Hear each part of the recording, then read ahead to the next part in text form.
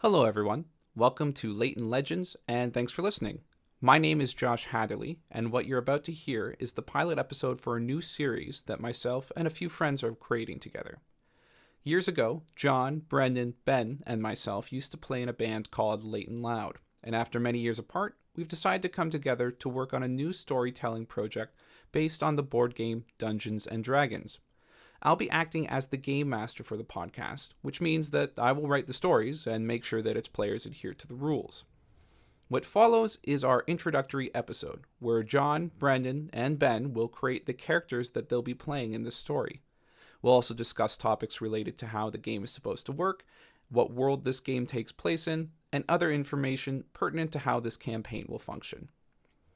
A lot of this campaign deals mostly with housekeeping for the characters and catching up amongst friends, with little to no storytelling.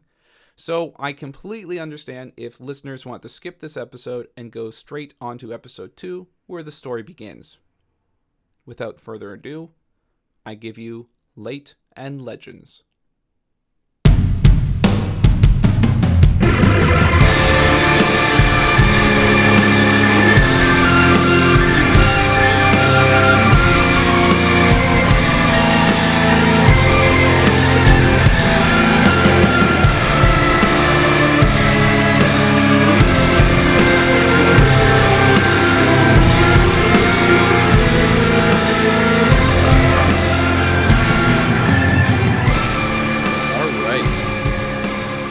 Welcome, friends, to Late and Legends.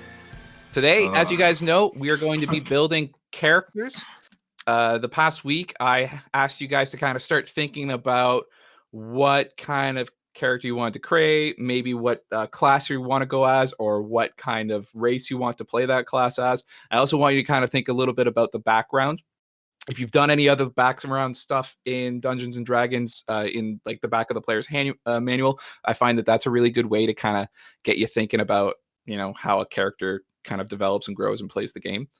I know that Brendan has already started building a character because he's been harassing me about it on a nearly daily basis the past week, sending me messages about like, oh, look at this cool picture I drew of my character. And I'm like, Brendan, we haven't even had the session, the episode where we're actually creating our characters yet.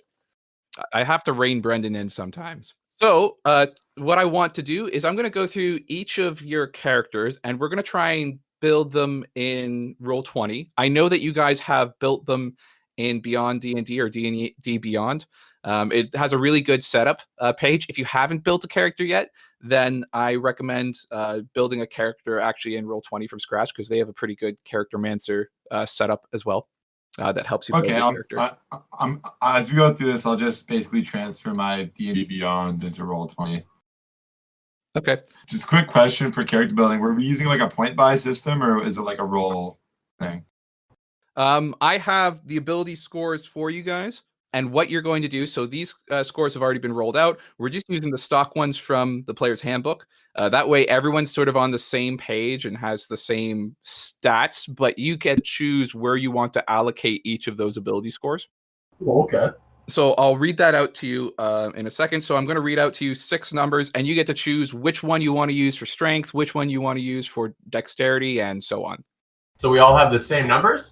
You will all have the same numbers. You get to choose where you want each number to go. Okay, yeah. So that way, Gotcha. not everybody's super strong, even if you're like a wizard or something. Okay, so I have 15, 14, 13, 12, 10, and 8. And I'm going to put those in Roll20 chat so that you can just reference those when you need to. So these are the numbers that everyone has that they can expend at their disposal or put into whatever ability score they want. So for example, Brandon is playing a magic user, so he's probably going to throw 15 into charisma or wisdom, depending on, I think he's playing a sorcerer, so he'll want charisma to be that. Okay, so I'm going to create something for John. My character name is going to be Giovanni the Repentant. I like where that's going. I like that a lot. Giovanni the Repentant. Very nice. I don't know if I spelled repentant correct, but That's fine. He would have spelled it wrong. Giovanni would have spelt it wrong, or Yeah. Oh, I got it. You spelled Giovanni wrong. I listen here. I'm doing my best. This is an audio medium. You don't have to expose that to the listener. All right, Ben, what's your character's name?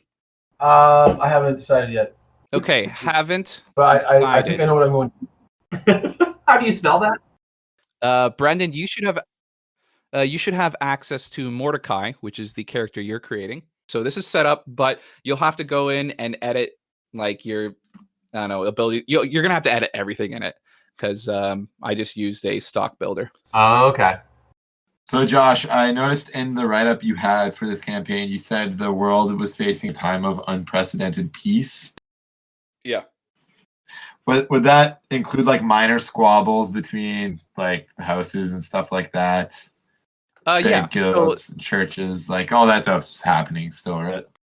Yeah, so I gave you a bit of an idea about kind of the general state of the world right now. There are still disagreements between family houses and even cities and nobles. Like this stuff still happens, but it's kind of um, in a state where there hasn't been any massive world war. There hasn't been any large destruction as a result of some kind of great evil. The evils of the past really are gone. They've faded into memory. Like people have kind of moved on with their lives and they've selected more of a mundane lifestyle. People are like getting into crafts and trading, and they're not focusing as much onto like military embattlements with other people. It doesn't mean that there aren't like the occasional stabbing in an alleyway as a result of maybe a disagreement between some people, but it's for the most part, the world is a much more peaceful place. Okay. So what I want to do is I want to spend a little time like working on these characters. If you have questions or anything, this is a great time to ask, and I'm more than happy to kind of help out as best I can in each of your character creations, because I have to learn the characters as well if I'm going to create a good fights for you guys or good puzzles for you guys. But a lot of this, what we're doing right now, probably won't be in the episode when I release this. I'll probably cut it just because nobody wants to listen to a bunch of goofuses, talk numbers for a bit. And so I'll probably cut this, and then at the end we'll have a bit of an introduction where you kind of, present to us what you've been working on. Like this is the character I'm thinking of playing. And this is like some things about them. So, you're welcome to kind of keep what you're working on to yourself. You're welcome to talk amongst us and get some input. But at the end, there'll be a part where you kind of present your character, unveil them like a southern, what's it called? Like a coming of age. Like we're now presenting the fine Mordecai. A gender reveal party. Yeah, we'll have gender reveal parties for each of your characters at the end of this session. Each one accidentally burns down a part of the California forest. Yeah. Are we gonna do like straight role play with this? Because I'm kind of excited to do some acting. Yes, please. I want you to, if you're comfortable with it, like do as much as you can with the character. How this campaign is going to be set up is that it's not going to be the typical hack and slash D&D campaign. It's going to be much more of like a fantasy space opera. Like this is going to be set up to tell a story, and you guys are playing characters within that story. And the story progress is going to depend on how you play your character, what you do with the character you've created. So there's going to be fights. There's going to be a lot of fights, but there's also going to be a lot of character development through dialogue. So I encourage you, if you're comfortable with it, to get into the character, create a background that works with the story as we know it in the world that we've created. Can I ask some questions about the kind of stories you're conjuring up here? Or are you is this like gonna be strict fantasy, or are you thinking about incorporating current events and smart political allegories about things that are happening now? All right, so here's my position on that. So I'm not afraid to cover topics like that are touchy in today's world. I'm okay with doing that stuff because I think that storytelling is a great way to work through those problems and to explore them. Yeah, I'm super down. So I'm not afraid to touch that stuff. The story I've created is not an allegory for any political events. It's not an allegory for any kind of historical events, really. It's from my perspective, it's a very original story, except that I borrowed things from different stories that I've seen. But that is the nature of fantasy, is that you're constantly borrowing parts of different of medieval fantasy lore. But for example, say your character is a goblin racist or an orc racist or whatever. Like I'm not afraid for you to develop those character types as long as you have the intention of like kind of exploring them a little bit. Mhm. I want to. I don't want to say this person is a racist and we're just going to deal with that kind of stuff, or we're just going to put up with this person and it's okay for them to be a racist. No, that'll probably be explored. We'll probably be like, well, why is this? What happened in your past to develop these feelings towards goblins or whatever? Mhm. And like this is stuff I would like to explore because it's about character development as much as it is about telling a overarching story. I'm not afraid to explore those topics with you guys because I trust you. I think that you guys have very strong moral compasses, and I don't think that the topics that we would cover um, would would be frowned upon, I suppose, or at least the conclusions we come up against would not be frowned upon by the general public. Mhm. And it's ultimately about not just about exploring a overarching storyline, but also personal growth in ourselves and also the characters we play. Did any of you ever play like pen and paper Dungeons and Dragons? Yeah, I did. No. I did. So I started playing D&D. I think my first D&D campaign was in grade 10, and I had created a sorcerer for 3.5. And of course, that sorcerer died immediately, and I created a cleric that was evil and trying to kill other people, and then he died, and then the person who was running the campaign left. So that was like my introduction to D&D, was that people just kind of kept coming and going from it. I've kind of gotten more into it the past few years as I've I don't know, move a bit further away from a lot of people I know and trying to make new social groups here. And people seem to be really interested in D&D now. There seems to be like a renaissance of the storytelling board games where a lot of people are getting into it. And so I threw this together. I've GM'd a campaign before. I did a one shot for our friend Cody for her birthday, and that went pretty well. I spend a lot of time kind of working on a story and a narration, but I think it turned out pretty well. And now I have a new idea that I'm hoping will be a little bit more of a full campaign, a full story with more story arcs. Nice. What about you, John? What's your experience with D&D? I think I played when I was in grade 8. I actually played a little bit. I played like 1 or 2 sessions with my friend and his weird older brother. That was a lot of fun. And then I just, as happens when you're that young and friends with people, you just never talk to them again for the rest of your life. So that was that. And then I played a little bit when I was in high school. And then I didn't touch it for years and years and years. Last year I played a Stars Without Numbers campaign, which is like D&D in space. I remember you telling me about that. That sounded really cool. It was super fun, and I'm hoping to get in on another one right now. But with this campaign and the other one I'm in, I don't know if I'll have time. But yeah, I love role-playing games, and I'm very excited that there's this renaissance is happening. I think it's because with version 4 and 5, they made it very accessible. And with the resources like D&D Beyond and even Roll20, like it's super easy to not have to write everything down on paper and erase stuff and do math in your head. Yeah, I remember the days That's of not just fun. like sitting in front of like a player's manual and just like reading the book back to front, and it was just mind numbing, and you'd forget it almost immediately. But yeah, I think you're certainly right. Like the past few years has certainly seen like a lot of people, at least the game itself has become more accessible because the current editions seem to be focused more on storytelling and less on adhering to a strict, physics based game with fantasy elements in it. So it's really nice that a lot more people are getting into it these days. Yeah. What about you, Brennan?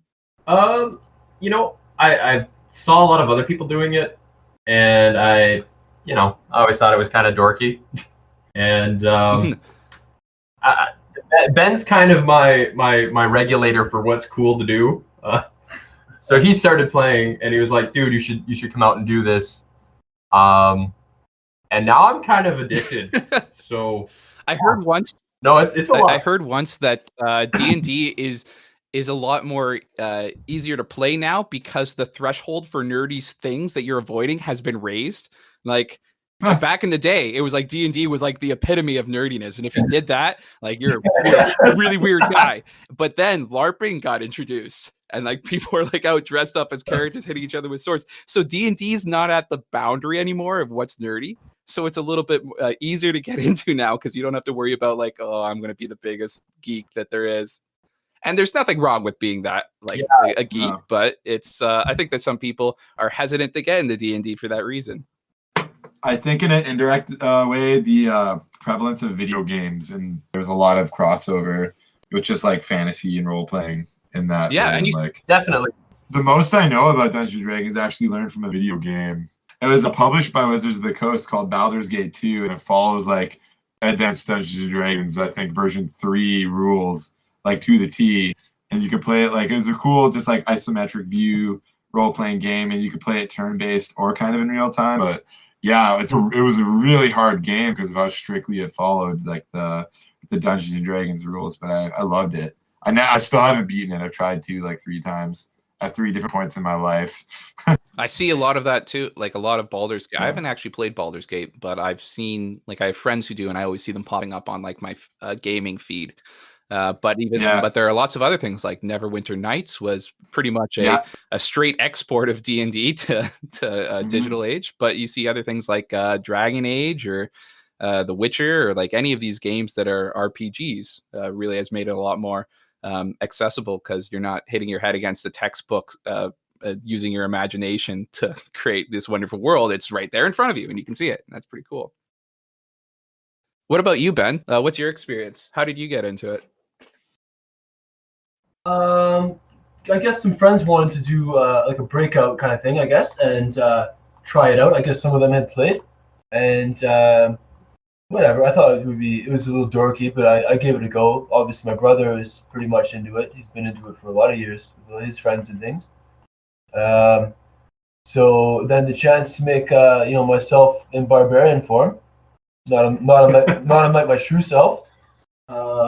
Was too good to resist. So I've been playing just a year now, since the end of last September, I suppose. But Tuesday nights. We've been a little plug to the Tuesday nights. I like how Ben is kind of his story is the opposite of like the video game franchise, whereas like D&D exported its textbooks to digital format, and Ben's like, no, I want to be a textbook, and so he created a barbarian character for himself. He exported himself to pen and paper. Have you guys ever DM'd a campaign? No. I have no. That's terrifying. I mean, yeah, it's terrifying. It's scary, and it's kind of weird. I'm interested to see what's going to happen because this is going to be my first like large campaign that I'm hoping to run. And I'd be lying if I said I wasn't nervous about running it, but that's okay. Let me take you and the audience and cradle you in my narrative bosom and take you along this fantastical story that I have to show you. And things are going to be fine. It's going to be great. We will mess up and we will forget rules a lot of the time, but we'll do our best. As long as we never say bosom again. As long as we never say bosom again. Brendan, this is D&D. This is a fantasy medieval world. Bosom's going to be said a lot. Oh, they're everywhere. I'm gonna be saying things like bosom. I think all right, I'm gonna make a new monster now. The bosom beast. How are you coming along there, Ben?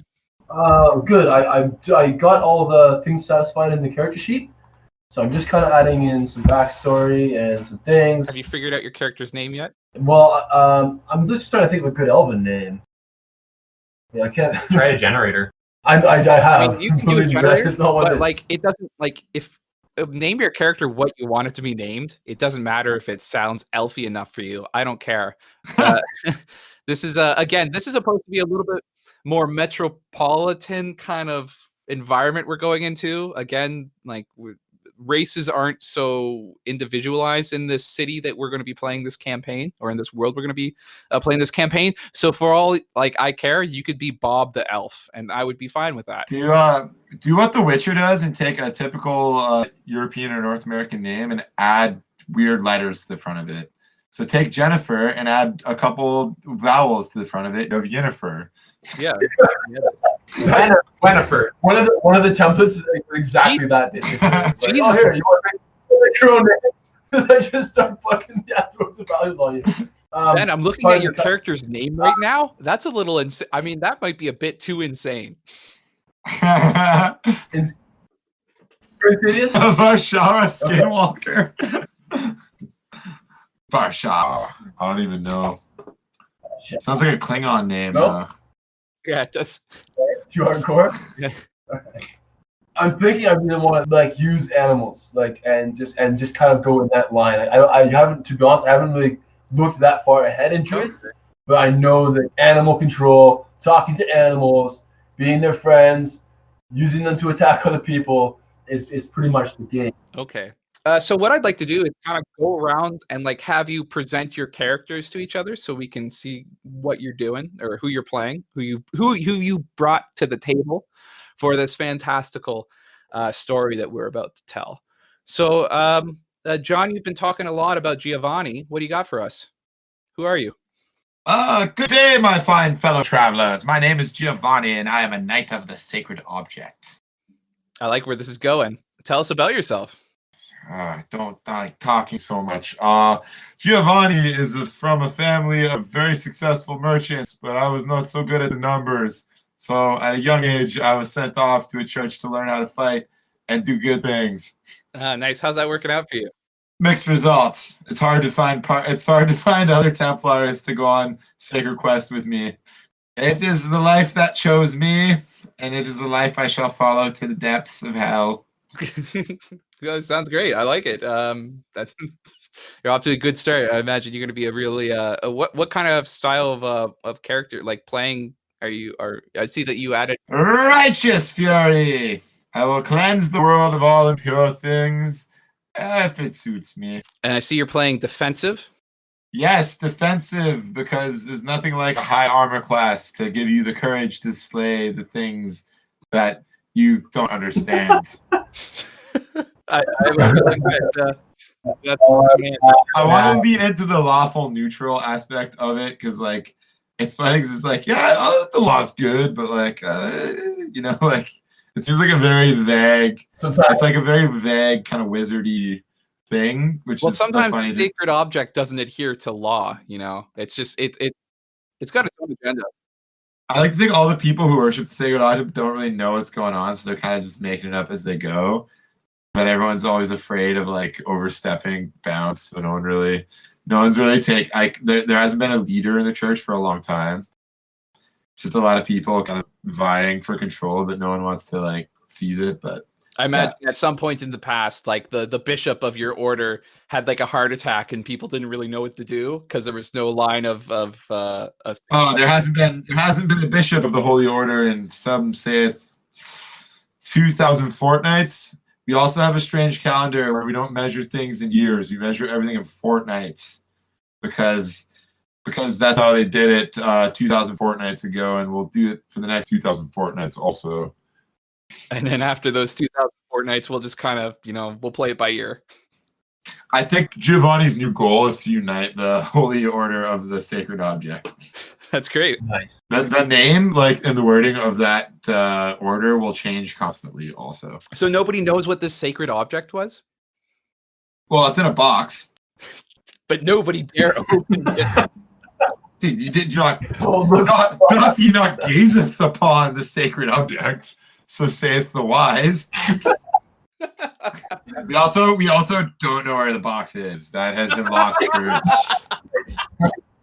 We call it the day of reboxing, and that was 47,000 fortnights ago. So saith the wise, give or take a fortnight or 12. Wow. Yeah. Oh man, it sounds like things are not going well for the order of the sacred object. That's a mess. Not the best church. But there's just so many churches at this point. It's like But you know what? All the spells still work, so no one's really questioning it. Maybe the sacred object is in our rib cage. Yeah, maybe just like in the Fifth Element, it was love the whole time. That was the sacred object. Oh God, no, nothing like that. would it be safe to say regarding Giovanni's alignment, like he reserves the right to go Bronson, or? Yeah, no, he'll like righteous fury is like righteousness and righteous fury is written a bunch in my bio. So basically, like he understands fundamentally the like right and wrong, but he's not smart, so he's not getting into the minutia or like the finer points of like political discussions or like theological dilemmas. He's just gonna be like evil and like strike out at it, regardless of whether it's as black and white as it. Problems are very black and white in Giovanni's world. This is wonderful. I'm very excited about this character. All right, Ben, what do you got for us? Who have you created? Who have you brought to the table? Okay, my character is, we'll call him Valeris. Ooh, nice. He's a wood elf from the deep forest. He is over 200 years old. We don't use the Fortnite system. We use standard years. Quite age. He's been involved with the temple, other elves, high elves, wood elves, it's kind of mixed race bag, elf exclusive.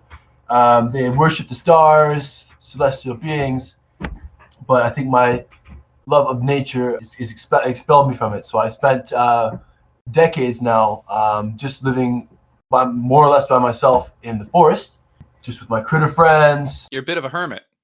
Very much a hermit. Very much. I like many fortnights go by.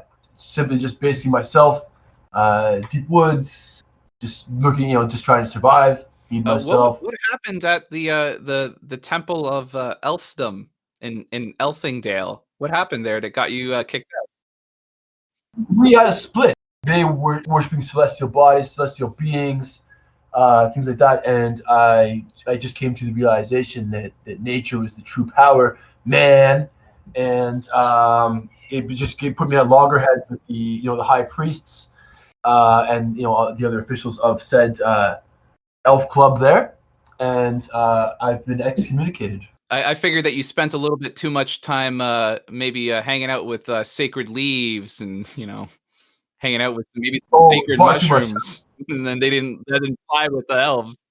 The last several decades has been naught but hobbit leaf and magic mushrooms and squirrel friends. My character is he's very slight.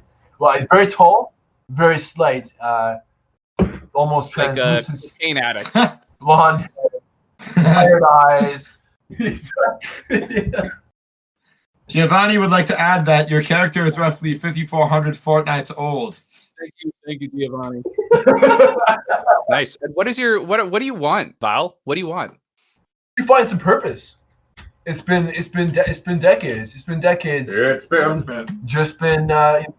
more or less by myself. Perhaps the odd traveler. I lead this very secluded hermit-like life, and I think I perhaps want to expound my teachings about nature and the world to others. That's really groovy. You're going to be playing a kind of a crunchy character, I guess, like a granola. Very. All of your underwear is hemp. Oh, everything's hemp. I don't think he wears underwear. Just going out on that here. Bodacious. I like it. All right, and Brendan, finally, the character that you have been maybe getting really attached to the past couple days. What do you got for us? He's gonna murder me right away. Almost immediately. I am Mordecai the Great, although many people know me as Mordecai the Mad. People on the street know me as Morty the Magician. I used to be a famed court sorcerer until I had a little fluke in the middle of a royal proceeding, and I may have accidentally dismembered a few people and injured a lot of other ones, only to escape with my life and the clothes on my back. I used to live a life of luxury. I had it all. I had money, fame, women, privilege. Now I've got nothing. I live on the streets and I perform magic to get by. What I don't have in coin, I steal from other people. And I've kind of grown this addiction to gambling. I love cheating people out of their money using some nifty magic that I still have up my sleeve. And I don't know what is time anymore. I haven't seen a calendar in a very long time. Here's a question I got for you. How did you get into magic? Like you said, you were a court magician, you know, you worked at a noble, but everybody starts somewhere. Did you learn maybe at, you know, some of the local universities? Did you maybe have an uncle that took you under his wing? Like what happened? I was highborn. I come from a magic family. They disowned me though, so there's that. Yeah, I rose amongst my peers in school. I had all the best grades. I had a brown nose for all the teachers. Just shot myself in the butt here. And that's some maybe some dark character background that will come to light as a result of maybe some storytelling, some sweet, juicy storytelling. Well, that's great. Those sound like some really good characters, guys. I'm excited to start writing. I've already started working on the first episode, but I wanted to flush out the characters a bit more so I know how to kind of move you together to put you into the same story. Brendan, like I said, had already kind of flushed out a lot of his character, and I was able to start working on that. But now that I know that I have Giovanni the paladin and Val the druid to kind of work in, I can figure out how they're going to fit into this campaign, how they found themselves in their current circumstances. Very unlikely party, but I'm into it. Oh, I think I can figure it out. A lot of different strengths and weaknesses.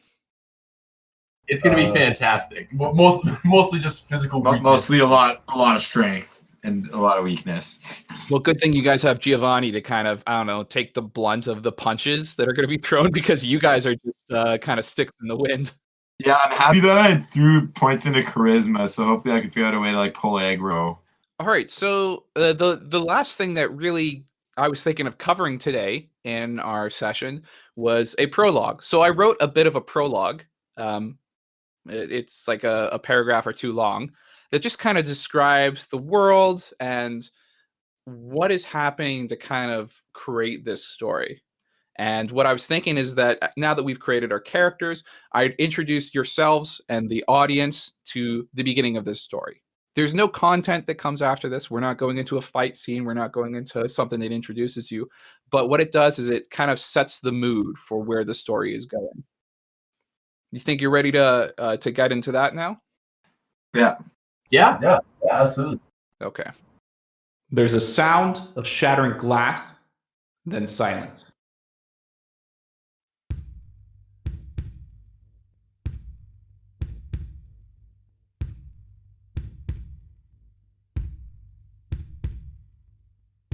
The past few centuries have seen an unparalleled era of peace in the world, such that many of the nations and races that once struck out for independence have now begun to intermingle amongst one another. While some tribes of nomadic peoples still exist, much of the civilized world has begun to condense into regions based on trading and cultural sites. To that end, the wild world has become much smaller. Magic and a life of adventure has been exchanged for the safety and security of the mundane. Old evils have fallen into distant memory, great dragons and demons have disappeared from the land, and even the favor of the old gods has been exchanged for the reliability of mortal technology. Despite this, the civilized world isn't without its own risks. Courts of royals maintain the status quo, though the power of nobility has mostly given way to the momentum of industry and the guilds that run them. With strong governance and high walls, also came corruption and greed.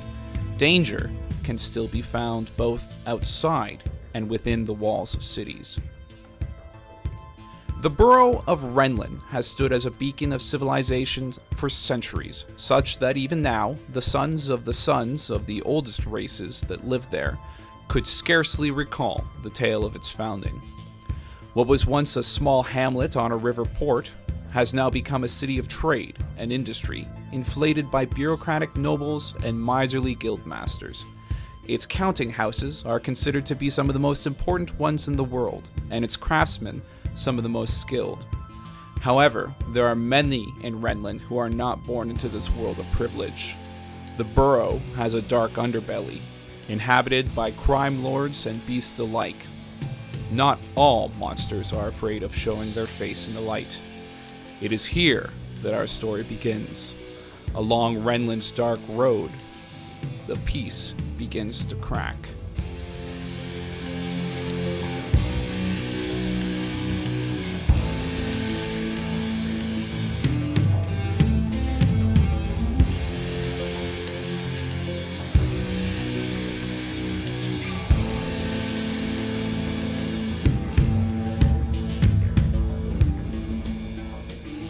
I hope that you enjoyed our podcast.